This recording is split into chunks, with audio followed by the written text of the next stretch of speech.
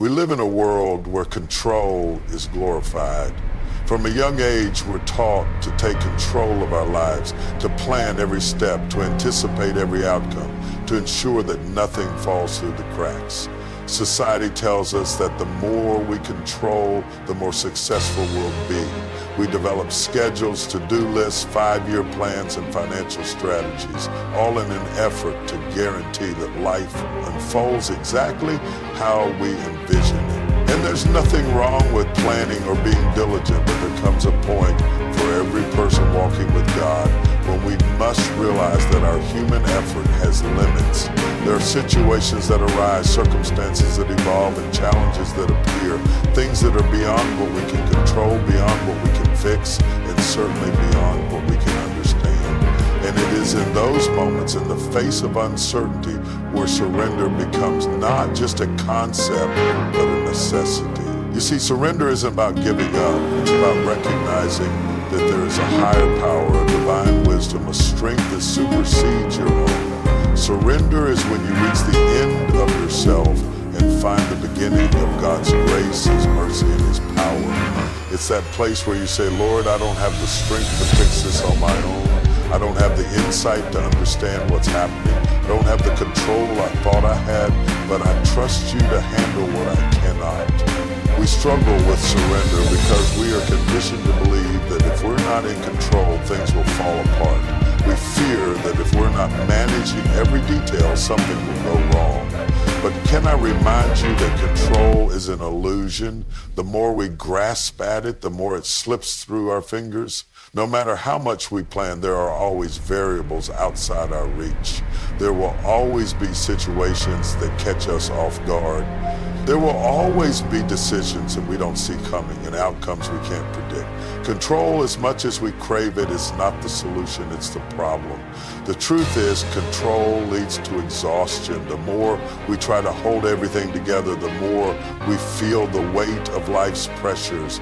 We carry burdens we were never meant to carry. We try to anticipate every twist and turn, but in doing so, we deprive ourselves of the peace that comes with trusting God.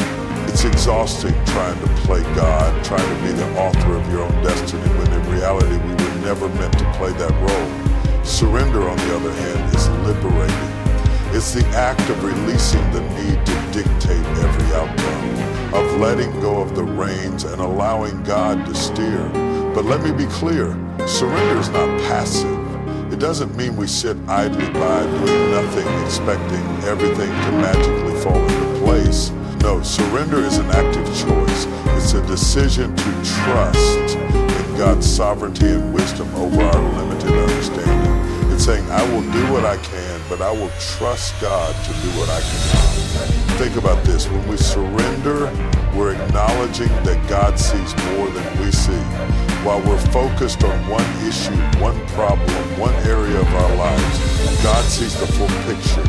He sees how today's decisions will impact our tomorrow. He sees the ripple effect of every action, every conversation, every moment.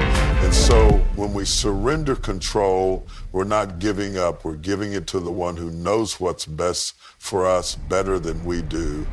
We also have to confront a difficult truth. Control is often rooted in fear.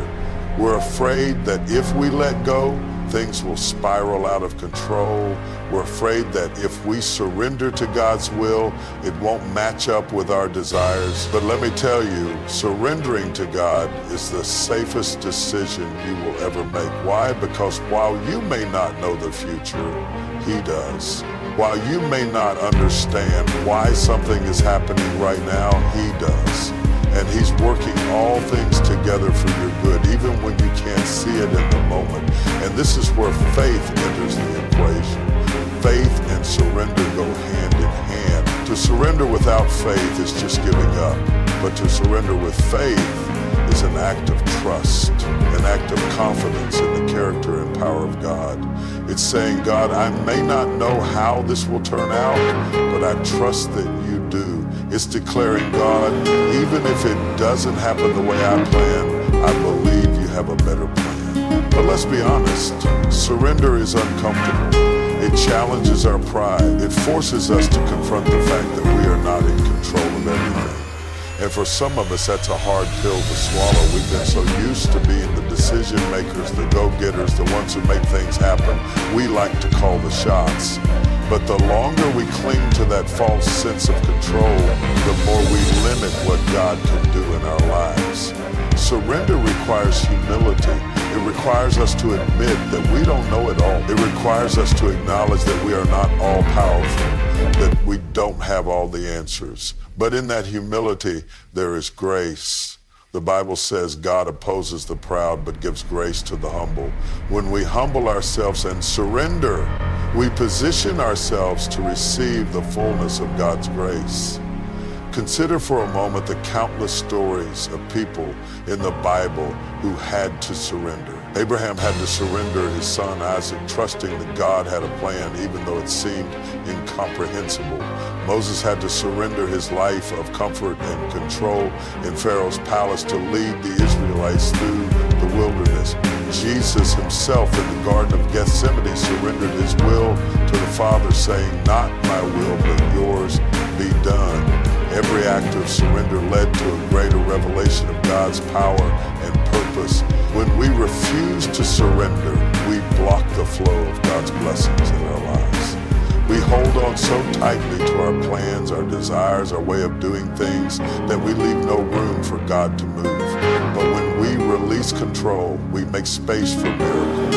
We make space for God to do exceedingly abundantly above all that we could ask or think. We make space for divine intervention, for supernatural breakthrough, for His hand to move in ways we could never orchestrate on our own. Surrender is not just about trusting God with the big things either. It's about the everyday moments. It's about surrendering the small decisions, the mundane tasks, the day-to-day worries. It's waking up in the morning and saying, "God, I give you this day. Guide my steps, direct my path."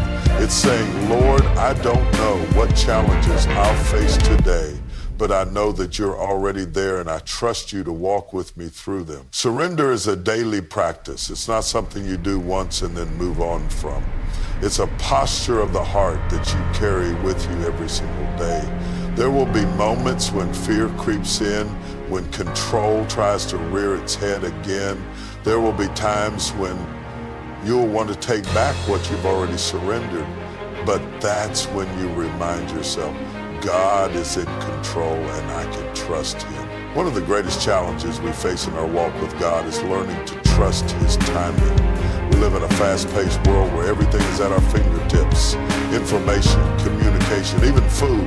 With just a few taps on our phones, we can have instant access to what we need. And because of this, we've grown accustomed to getting things immediately. We want quick results, instant gratification, and immediate solutions. But here's the thing, God doesn't operate on human timelines. His timing is different from ours, and that can be hard to accept, especially when we feel like we've been waiting for a long time. We pray for something, we believe for it, and we expect it to happen right away. And when it doesn't, when days turn into weeks and weeks into months and sometimes even years, we start to get frustrated. We question whether God heard our prayer. We wonder if He's forgotten about us, or worse, if He's saying no.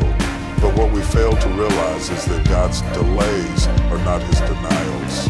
Just because something hasn't happened yet doesn't mean it's not going to happen. It simply means it's not the right time. Trusting in divine timing requires patience, and patience is something that most of us struggle with. We don't like waiting, especially when we don't understand the reason for the delay.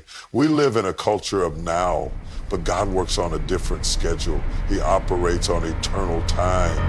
While we are focused on the here and now, God sees the beginning, the middle, and the end. He knows the right moment to bring something into our lives. He knows when we are truly ready, even when we think we are. And sometimes the reason for the delay is not because God is withholding something from us, but because He is preparing us for what He is about to release. Think about that for a moment. How often do we think we are ready for something only to realize later that we were not? How many times have we prayed for a promotion, a relationship, a breakthrough, and when it didn't come, we were discouraged, only to look back and realize that if it had come at that moment, we wouldn't have been able to handle it. We wouldn't have been in the right place mentally, emotionally, or spiritually to receive it. God knows what we need, and He knows when we need it. Trusting in His timing means believing that He is not just interested in giving us what we desire, but in making sure that when we receive it, we are fully equipped to steward it well. Sometimes the delay is not a sign of God's absence, but a sign of His preparation. He is molding us, shaping us, pruning us, and strengthening us in the waiting period. We may not see it, but He is working behind the scenes, orchestrating things in our favor, aligning people, circumstances, and events to ensure that when the blessing comes, we are ready for it. But that waiting can be difficult. We grow impatient. We start to compare ourselves to others. We see people around us receiving the very thing we've been praying for, and we wonder, why not me? Why are they getting what I've been asking for? Why is God answering their prayers and not mine? But what we don't realize is that everyone's journey is different. Just because someone else is walking in their season of harvest doesn't mean that God has forgotten about your season. Your time is coming.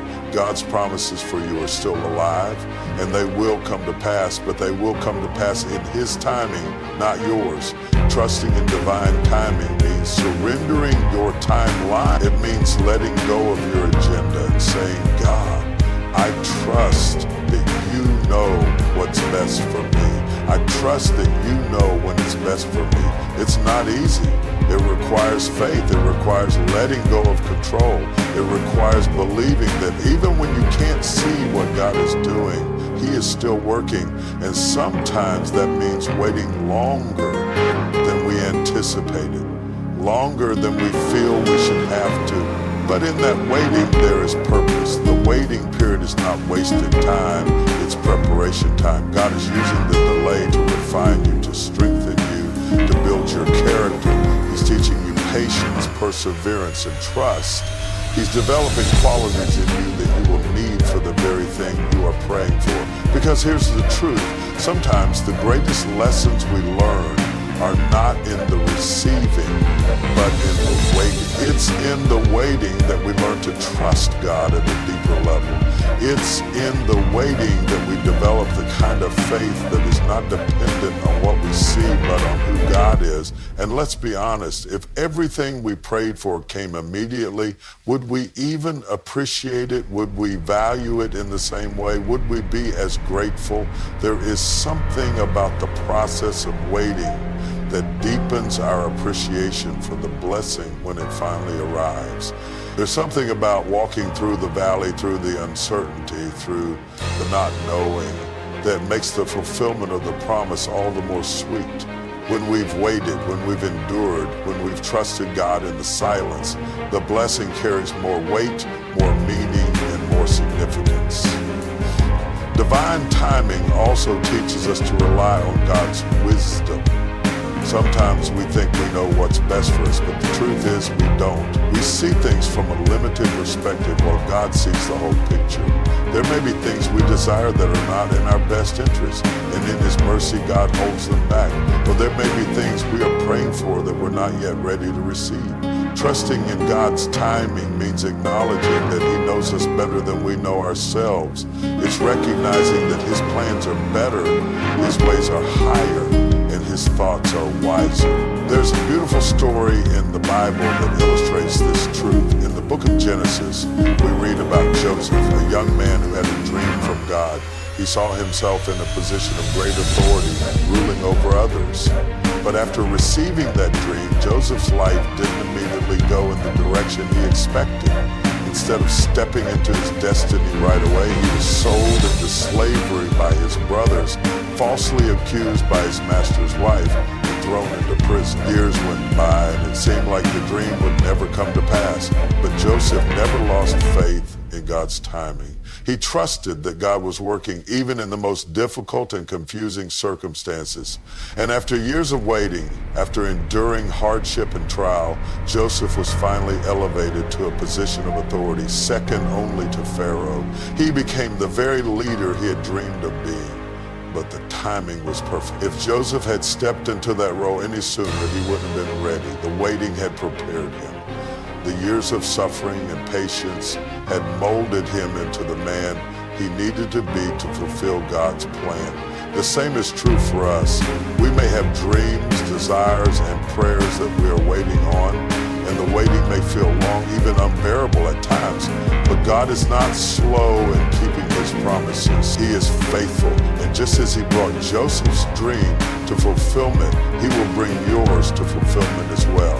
It may not happen on your timetable, but it will happen on God's. And when it does, it will be right on time. We must also remember that divine timing is not just about us. Sometimes God is working out details in the lives of others before he brings about the fulfillment of our own prayers. There may be people who need to be positioned, circumstances that need to align, or hearts that need to be prepared before God can release the blessing. We don't always see what's happening behind the scenes, but God is orchestrating things in ways we could never imagine. Trusting in divine timing means believing that God's plan is not just about you, it's about his greater purpose. There's a verse in the Bible that says, trust in the Lord with all your heart and lean not on your own understanding. In all your ways acknowledge him and he will direct your paths. That's one of those scriptures that we can quote, we can say it, we can even teach it, but living it, walking it out daily, that's a whole different story. Because as human beings, we naturally lean on what we know. We lean on our own understanding because that's what feels secure to us. We lean on what we've been taught, on what we can rationalize, on what we can figure out. We trust what we can see, what we can touch, what we can analyze, what we can predict. But the truth is, there are times when our understanding falls short. Our human wisdom, as vast as it might seem in our own eyes, is limited, it's flawed, it's incomplete. But God's wisdom is infinite, perfect, and beyond anything we can comprehend. Think about that for a moment. God's wisdom is not confined to time. He's not just dealing with today's problems or today's concerns. God sees all of eternity, past, present, and future at once. While we're trying to figure out how to make it through the next hour, the next day, or the next week, God has already mapped out the entire course of our lives. He knows the end from the beginning. He knows the paths we will take, the challenges we will face, and the decisions we will make. His wisdom is not limited by our circumstances, and it's certainly not limited by our understanding. But here's the challenge. When life throws things at us that we don't understand, when we encounter situations that don't make sense, we often default to our own reasoning. We try to make sense of it with our limited perspective, and when we can't, we start to question God. Why did this happen? Why didn't this work out? Why am I going through this? And because we can't see the full picture, we can't always grasp God's wisdom in the moment. But that's where faith comes in. That's where trusting in God's wisdom over our own understanding becomes essential. We need to realize that there are things God allows in our lives that we will never fully understand. And that's okay. We're not supposed to understand everything. If we understood everything, there would be no need for faith, no need for trust, no need for reliance on God. But the very nature of walking with God means that we will encounter situations that require us to lay down our own wisdom, to set aside our need to figure everything out, and to trust that God, in his infinite wisdom, knows exactly what he's doing. There's something comforting in that, isn't there? The knowledge that you don't have to have all the answers, the peace in knowing that it's okay not to know. You don't have to carry the burden of understanding every detail of your life, because God is already carrying that for you.